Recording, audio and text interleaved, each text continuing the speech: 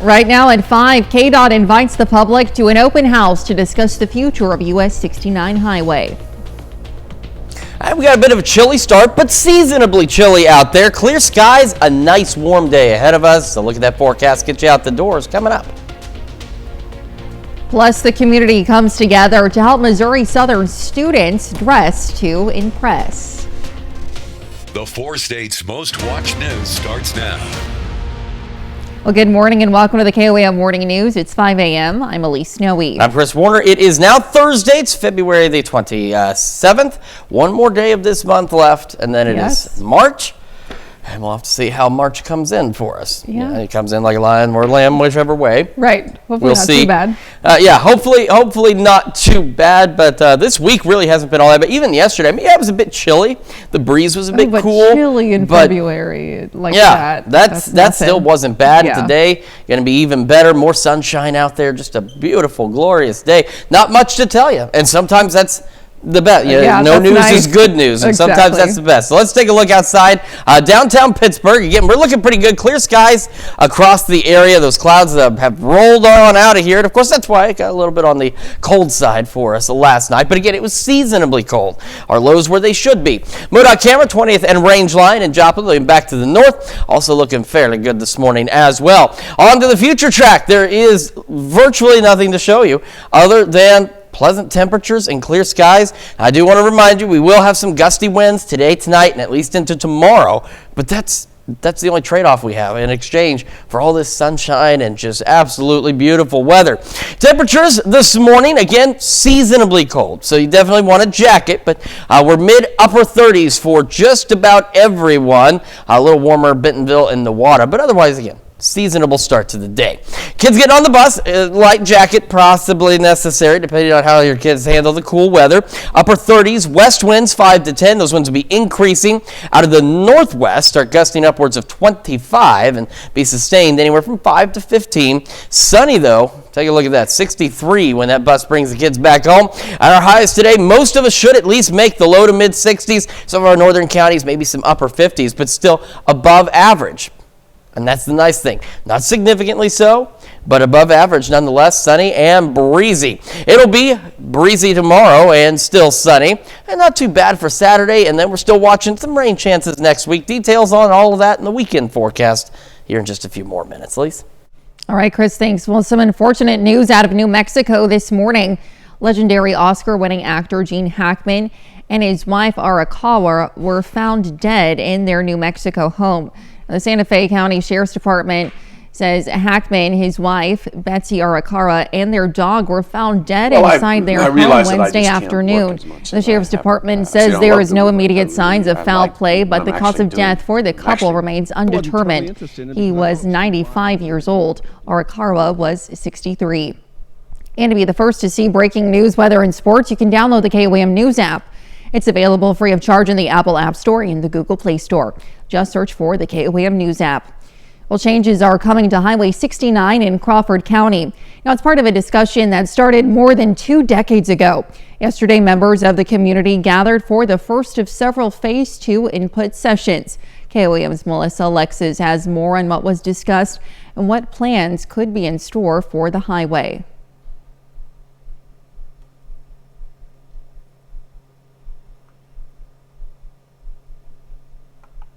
Of Highway 69.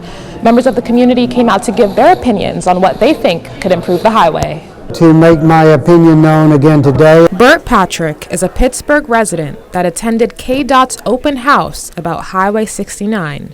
One of the ideas he supports is keeping the existing corridor as is, rather than other possible pathways that would bypass Pittsburgh. I believe that it has the greatest potential for both economic development and to bring residents to the city for activities or to reside here. Today's open house was Phase 2 of KDOT's meetings. KDOT compiled ideas submitted by the public during Phase 1. Patrick says it's important that people make their voices heard about their community. It's always important for citizens to be participants in the decision-making process. That's the lifeblood of a democracy. The 18-mile stretch of Highway 69 that's under evaluation starts at the Crawford-Cherokee County line and goes up to just south of K-47. The KDOT district engineer says the goal of the meeting is to show the community possible ideas that have been drawn up for Highway 69 and to hear their feedback. This is the first opportunity to look at potential projects that we think are looking at addressing those concerns that they brought up in phase 1 of the study. All around the room in the meeting are boards with some potential ideas for ways to improve Highway 69.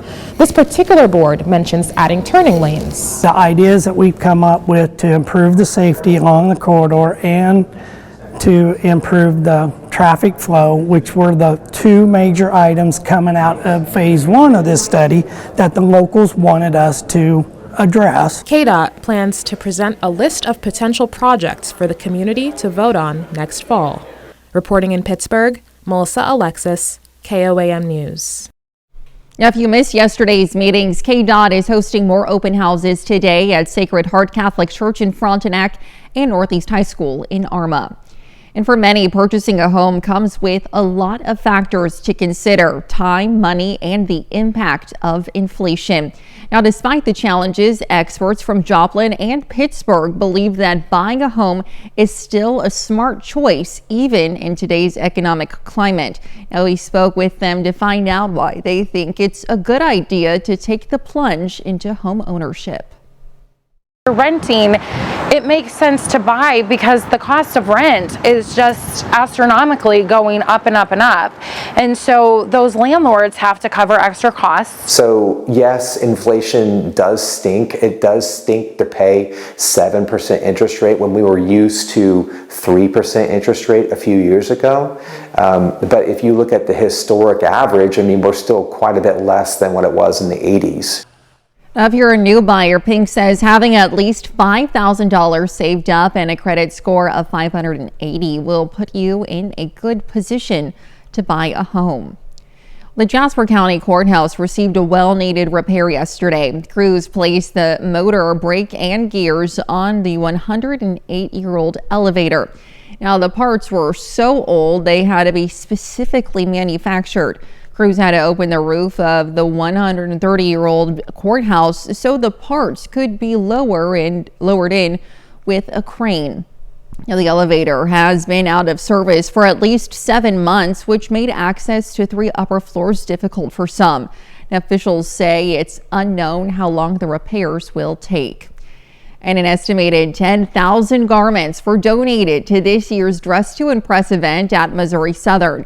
Now, every year, organizers set up a temporary department store on campus where students can shop for professional dress wear. Now, they can pick out things like slacks, blazers, dresses, and shoes, all for free.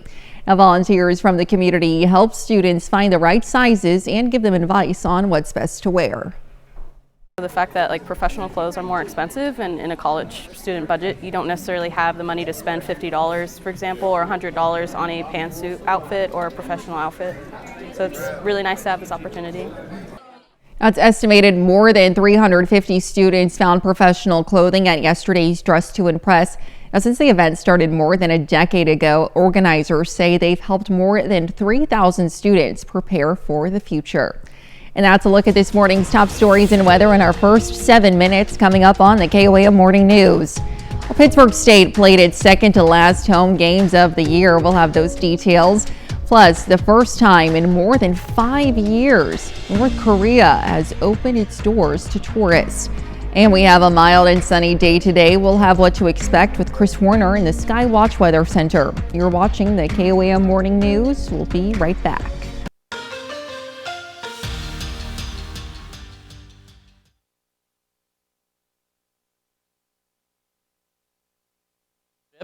And spring sports just about to get started.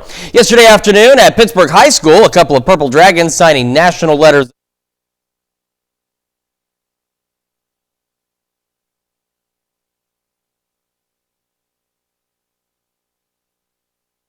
Pittsburgh State for track and field, and Haley Gray will join the NEO volleyball program. Pitt State's a great school. I mean, their track and field program is incredible. The education there, it's great. So I think also staying home is something really special. I really fell in love with it the first day. So I think being able to do the next 4 years throwing javelin is something really incredible, and I'm really proud. I can't talk enough about Coach Riggs. She has helped me tremendously. She has basically made me into the person I am today. And my teammates have been there for me since day one, especially this last year. We had a great season, so I can't thank them enough for that. Well, we're into the final week of the college basketball regular season. Pittsburgh State playing its second to last home games of the year last night, which are crucial for seeding in next week's MIAA tournament. 10th ranked Pittsburgh State women's basketball back at home for the first time in a few weeks, taking on Washburn. We're going to start in the second quarter. Gorillas up by 6. Macy Mays is left open in the corner, and the El Dorado Springs product drains the 3. Next time down the floor, Macy James attacks the hoop and hits the layup. She finishes with 10 points off the bench. And right before half, a great bounce pass from Corinna Gerber to Sydney Holmes. She gets fouled and the shot drops. Gorillas up by 14 at halftime. So we go to the third quarter. Grace Pyle drives to the paint and scores. Then takes her defender off the dribble again. She finishes with 24 points in this one. So we're going to head over to the fourth quarter now. How about this passing from Harbor Schreiner to Hannah Nilgis? To Gerber, who's wide open for the easy 2. Gorillas get back in the win column on their home floor, and they clinch at least a share of the regular season MIAA title.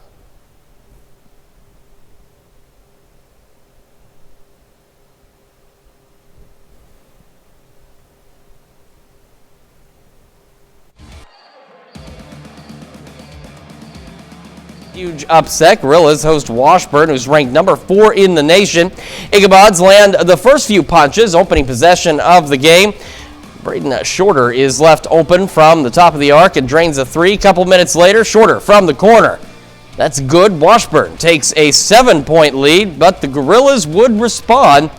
Jordan Friesen knocks down a 3-pointer of his own. And then here's Friesen again.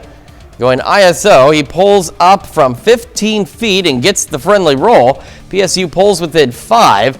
So just a few minutes before halftime, RJ Forney on a catch and shot 3, and that's good. Gorillas hang tough against the 4th-ranked Ichabods, but come up just short. Final score, 71-61. Switch it over to... By the end of the week, several of our local teams will either have their seasons come to an end or advance to the next round as district champions. Now, last night was the Class 3 District 12 boys semifinals in Diamond. New Heights taking down Pierce City 55-46. Host School Diamond takes care of Miller 59-50. It's going to put up a battle between the Cougars and Wildcats on Friday night. Still to come, you see this tea here? Well, a new study suggests brewing tea may help remove lead from water. Plus, we have absolutely gorgeous day here in the 4 states. Another look at your forecast when we come back. Welcome back to the KOAM Morning News, 5:18 now on this Thursday morning. And we're going to take a live look downtown Pittsburgh. Look at that. By the way, I figured out the brightness situation. You may remember here the last several days it's been kind of dark. As you can see, we've managed to correct that, and it looks great. Skies are clear overhead.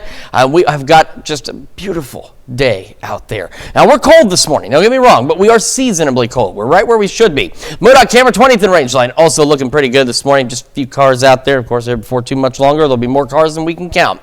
The future track over the next about 3 days really doesn't have a lot to show us. We've got no cloud cover. All we have is pleasant temperatures and gusty winds. Now today they'll be gusting out of the northwest. Overnight, as you saw those wind arrows shift, that wind will come out of the southwest heading into Friday. It'll be a little breezier Friday, but otherwise another fantastic day. Look at these temperatures by noon. Already looking wonderful. As we head into the evening, some low 70s absolutely possible tomorrow as well. So certainly a wonderful, fantastic Friday. Great lead into the weekend. Now, it will be a little cooler as we go into Saturday. Now, you see we're starting Saturday, not too bad, but but we're starting partly cloudy. We have northerly winds, and as we go through the rest of Saturday, we're going to have the day as partly cloudy. We have that north breeze, got a little system off to our northwest, and that's going to bring in some cooler air. But keep in mind, for the most part, we're going to still be about seasonable. It's just not going to feel as nice as it has the last few days because seasonable is about the low 50s, low to mid 50s. So some of us, that's what we're going to reach as we head into the weekend. Right now, though, again, seasonably cold, but compared to yesterday, it is very cold. We've got mid-upper 30s. We got 40 in Nowata and 42 in Bentonville. And as we take a look at what we're expecting today, it's going to be a great day. I think Fred Rogers had a song about, a wonderful day in the neighborhood. There's no thinking. I know he did. And that's what we have today. Low 40s to start, sunny skies, mid 50s by 11 a.m., so not warming up as fast, but heading into the afternoon, plentiful sunshine, low to mid 60s for just about all of us, but I said the trade-off, northwest winds 5 to 15, occasionally gusting upwards of 25 miles an hour. Then we look into the evening and the skies, they remain clear. The winds, they remain breezy. We're falling back into the upper 40s by 10. Of course, clear skies will allow us to fall back a little further, but seasonably further, back into the mid to upper 30s. And that southwest wind overnight, 5 to 10, occasionally gusting to 20. Those wind gusts will be out of the west tomorrow. And they'll be pushing about 30 miles an hour. So if you're planning a tea time, you got something you're going to do outdoors, going to be a great day for it, but just keep in mind it's going to be quite windy. Now again, a little cooler into the weekend, but still not bad. A few evening showers on Sunday. A few showers on Monday, and as we head into Tuesday, again, we talked about that slight chance of some thunderstorms. We're still looking at that chance, and honestly, the data still says that there's at least this possibility, that big of a possibility, of maybe some stronger storms as we head into our Tuesday. It's not something that's showing up that's screaming severe weather, because we get into severe weather season and sometimes a few days out, it's obvious. We know. We're warning you well in advance. This isn't one of those, but we could get a couple of stronger storms, something we definitely want to keep an eye on, because take a look at what happens with these temperatures. We get warmer air in, we get warmer breezes in, we get a lot of moisture return from the Gulf, and we're considerably warmer, and then they drop again, in fact, going a little below average next Wednesday and Thursday. So again, we're going to have some ingredients there. It's just a matter of how much of those ingredients we'll have in place. That's Check Your Forecast. We'll be back with Health Watch right after this. Well, topping Health Watch this morning, a meeting of outside advisors to the Food and Drug Administration to discuss flu vaccines has been canceled. Now, a member of the advisory committee says he received an email Wednesday with the news. The meeting sent from March 13th was to choose the flu strains for the shot that will release in September. And no new details were given on who directed the meeting to be canceled or why. The committee member says it's not clear now how manufacturers will get guidance on the composition of seasonal flu vaccines. There's been no comment yet from the Department of Health and Human Services. Well, good news, tea drinkers. There may be another health benefit of drinking the popular beverage. Now, a new study suggests that brewing tea may help purify the water. The researchers first heated solutions they made from water and concentrations of various metals, including lead. Then they added tea leaves or bags and steeped them for various periods of time. Now, they found that tea leaves were able to remove the heavy metals through a process called absorption. In other words, the heavy metal particles stuck to or absorbed to the surface of the tea leaves. Now, it can then be removed when you discard the tea bag or filter out the leaves. The researchers say more metal was removed the longer they let the tea steep. And it's still the peak of respiratory virus season, and the CDC says the number of people seeking health care for these illnesses is high, especially when it comes to flu, which is causing a substantial number of emergency department visits nationwide. But experts say prioritizing something you do every night can actually help boost your immune system. Mandy Gaither explains how sleep can help protect you from getting sick. It's been an intense flu season so far. Nationwide, about 27% of tests are coming back positive for the virus, and there's also RSV and COVID-19 to contend with. but getting some good Z's may offer some protection. Sleep does play a crucial role in supporting and regulating the immune system. Michelle Drerup with Cleveland Clinic says adequate sleep can actually help the body defend against infection and inflammation. And the key to getting good shut-eye is focusing on sleep hygiene. So things like making sure you're limiting or avoiding napping during the days and not having caffeine too late or exercising too late. All those things may be important and helpful. Other ways to promote good sleep: make a habit of going to bed and getting up at the same time every day. Keep your bedroom relaxing, quiet, and at a cool temperature. Turn off electronic devices at least 30 minutes before bed. Avoid large meals and alcohol before bedtime.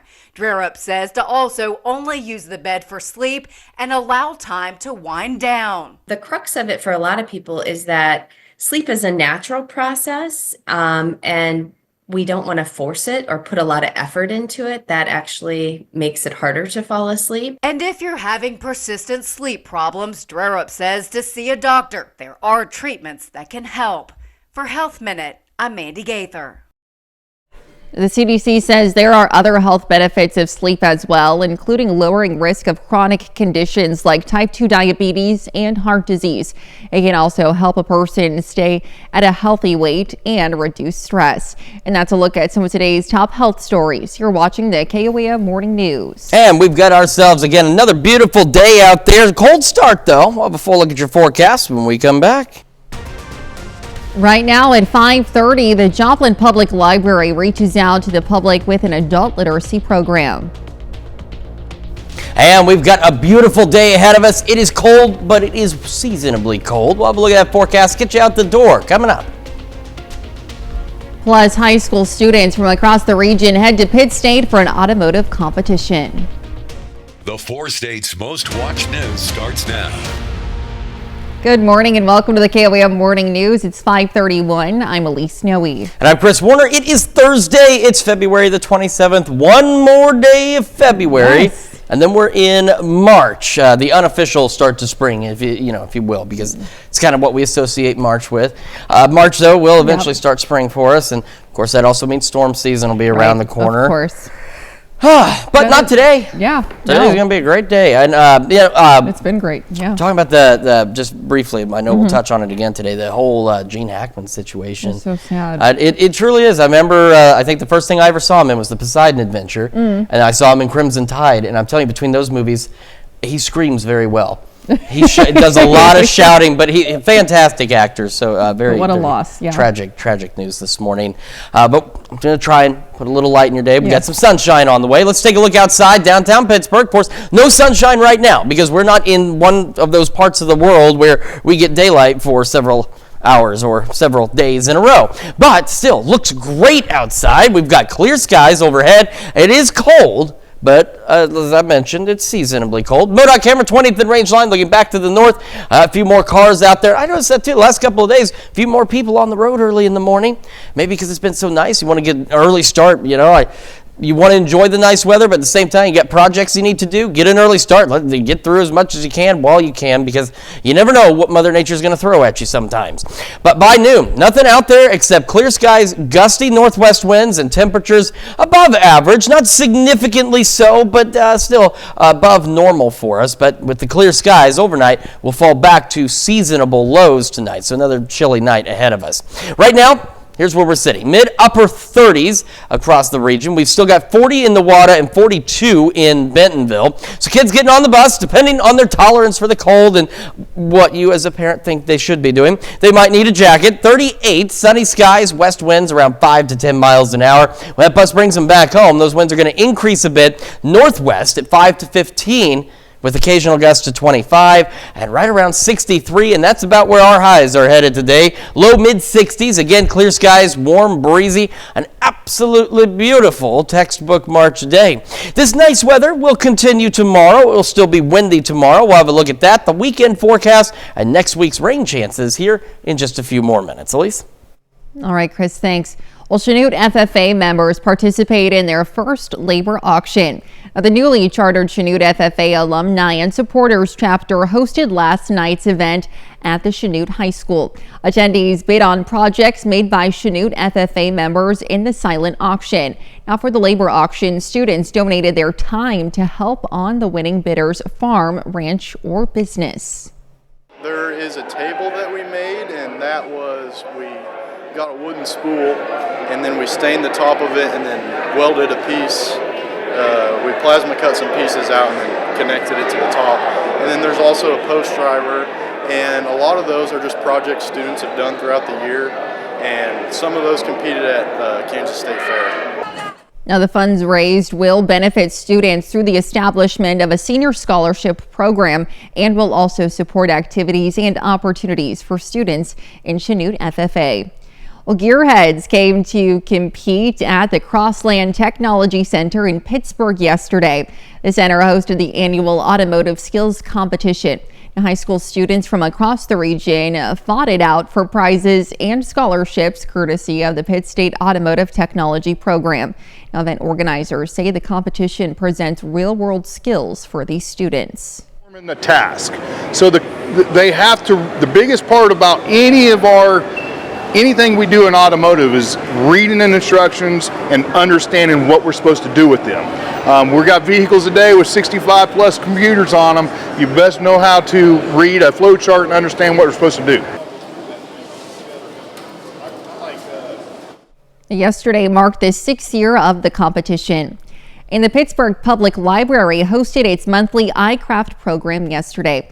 Yesterday, participants engaged in neurographic art, and now it's a meditative artistic process that links the conscious and unconscious mind. Participants use Sharpie and watercolors to create their designs. Now, starting this year, iCraft has an exclusive junior program.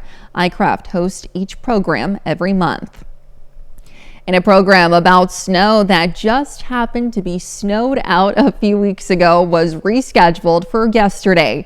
Preschoolers headed out to Wildcat Glades as they revived the magic of snow through a story, song, and craft.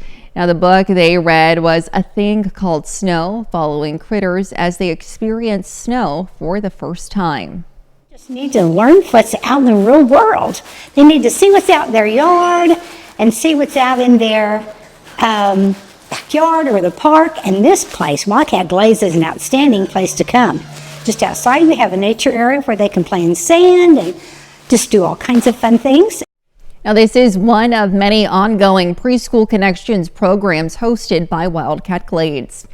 Well, the Joplin Public Library is making reading and learning more accessible. In a program called Adult Learners at the Library, staff are those who are 18 or older with intellectual or learning disabilities. The program has been at the library for nearly a year now. Staff say it gives people a place to be comfortable and welcomed. We have a lot of individuals that visit the library that are intellectually or developmentally disabled with their groups. They come and just hang out, and so we already had a lot of these individuals coming in. And then Community Support Services of Missouri actually reached out to us as well, wondering if we would be interested in collaborating on a program, and so that's how this was born. Yesterday's books of choice were Woohoo, You're Doing Great, and Wild About Us. And that's a look at our top news stories coming up this half hour on the KOAM Morning News. A tour bus crash in Thailand killed at least 18 people and injured dozens. Plus, the remains of 4 Israeli hostages returned home. We'll have the latest. You're watching the KOAM Morning News. Well, topping World Watch. Now, for the first time in more than 5 years, tourists from around the world can enter North Korea. The country closed its borders in January 2020 to fight against COVID-19. It only allowed a select group of Russian tourists to visit last year, but is now opening its doors to people around the world. On Sunday, the travel company Koryo Tours welcomed its first group of 13 tourists for a 5-day trip. North Korean authorities have only allowed the tour group to operate in a remote special economic zone located in a remote part of the country called Rason, where the country's borders meets with China and Russia. Now, while they are limited in where they can bring tourists, the staff at Koryo Tours say that any form of tourism is good business for the country. Well, tragedy in Thailand after a tour bus crash kills nearly 24 people. A charter bus overturned in eastern Thailand, landing in a ditch early Wednesday morning. The crash killed at least 18 people and injured about 24 others. Local officials say 20 of the injured passengers were taken to a nearby hospital, some in critical condition. Transportation officials say the brakes malfunctioned, causing the driver to lose control. An investigation is underway. The remains of 4 Israeli hostages are back home after Israel released hundreds of Palestinians as part of the ongoing ceasefire agreement between both sides. Kevin Uretsky has the story. After days of delays, Israel and Hamas started wrapping up phase 1 of their tentative ceasefire agreement. Israel released more than 600 Palestinian prisoners in exchange for Hamas handing over the remains of 4 Israeli hostages held in Gaza. The swap had been delayed since Saturday to protest the recent staged handover of hostages by Hamas in front of crowds. Hours earlier, thousands lined the streets to honor Sharif Bibas and her 2 young sons taken by Hamas during the October 7th attacks. Their remains were given back to Israel last week. Family and friends held a moving funeral for them before they were buried in southern Israel. I want to ask your forgiveness on behalf of our leadership and military who weren't there for you that day and who took so long to bring you back to your homeland. Meanwhile, in Gaza, hundreds of thousands of Palestinians are still living in tent camps and damaged buildings. Palestinian health officials say another infant died of hypothermia. It's the 7th baby to die over the past 2 weeks. It's true that there is a truce, but it changed nothing for us. It's as if the war is still raging. With phase 1 of the 6-week ceasefire coming to an end this weekend, the focus is now on talks for phase 2, which would see all remaining hostages held by Hamas released and an end to the war. President Trump spoke about the ongoing negotiations. That's a decision that has to be made by Israel, by Bibi.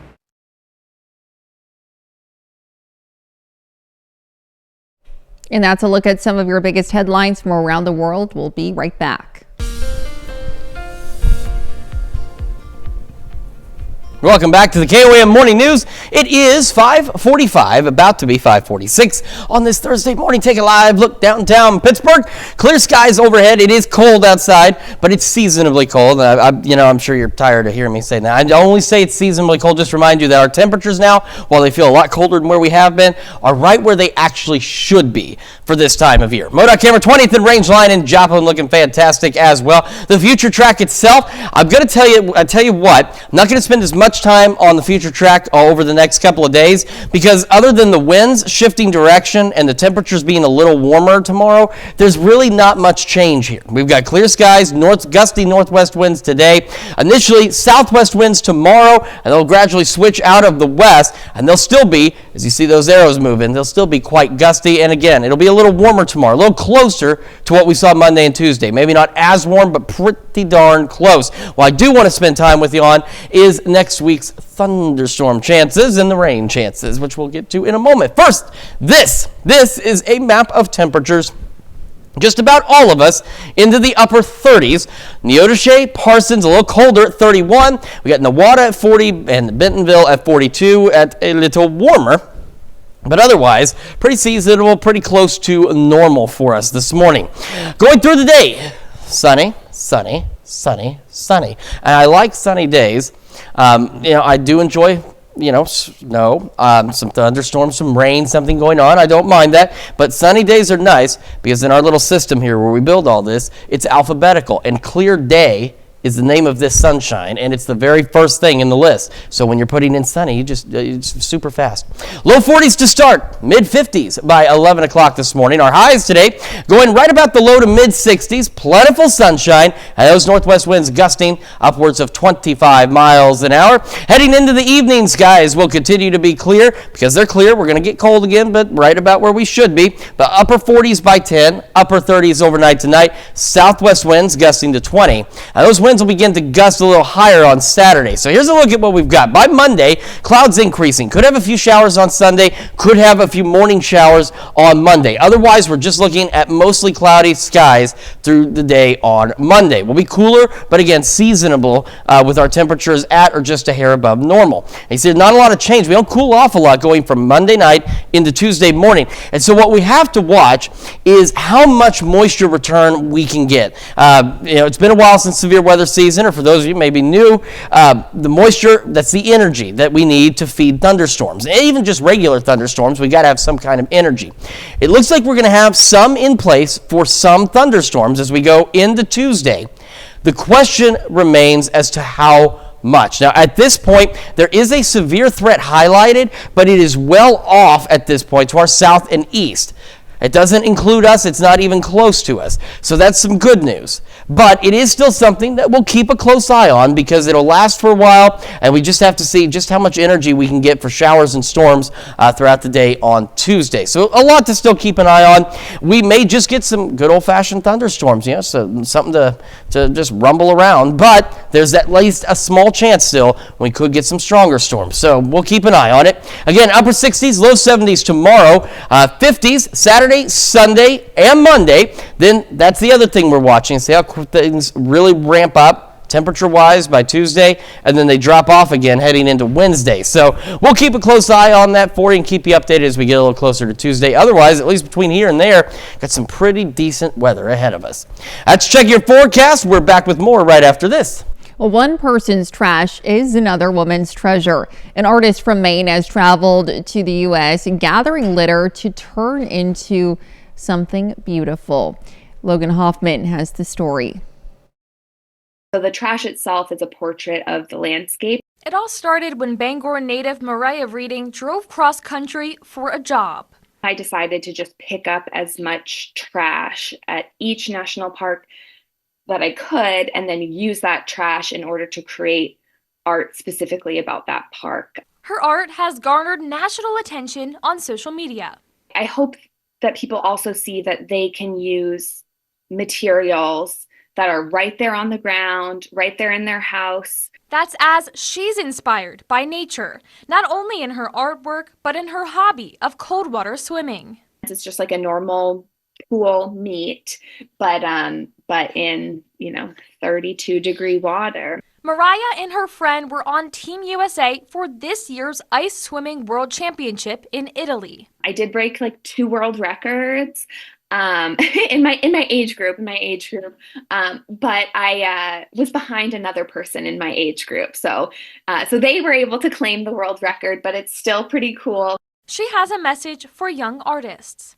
If you are doing something from the bottom of your heart and like it's clearly made from passion, others will be attracted to that passion. What an incredible talent. Stick around. We'll be right back. The Las Vegas Metropolitan Police Department is getting a fleet of cyber trucks. Sheriff Kevin McMill said Tuesday that his department purchased 10 customized Tesla cyber trucks for patrol and SWAT use. The sheriff says the money to pay for the vehicles came from a, quote, very generous donation from an individual. He also says the vehicles were ordered before the Cybertruck explosion outside Trump Hotel in Las Vegas on New Year's Day. The sheriff says the vehicles will help officers stay safe and will be a tremendous recruitment tool for the department. Well, calling all Pokemon trainers, today is Pokemon Day. Now, it's the anniversary of when the first Pokemon video games debuted 29 years ago. The popular Japanese media franchise includes everything from video games to animated series, books, trading cards, and more. The company is marking the day by inviting people to check out a fresh Pokemon Presents on its YouTube channel. Pokemon fans can also get together for various events. Now, those include many hobby stores hosting events. There's also a celebration planned at Nintendo's New York store. That certainly makes me feel old. So I was about 8 or 9 when Pokemon came out. Did you like them? I never got into them. I had friends that did, but I personally I never got into Pokemon. But I had plenty of friends that did, so I was definitely surrounded. I know of some of the key characters, and my kids like them. They have a bunch of Pokemon cards. But yeah, wow, that doesn't make me feel old at all, does it?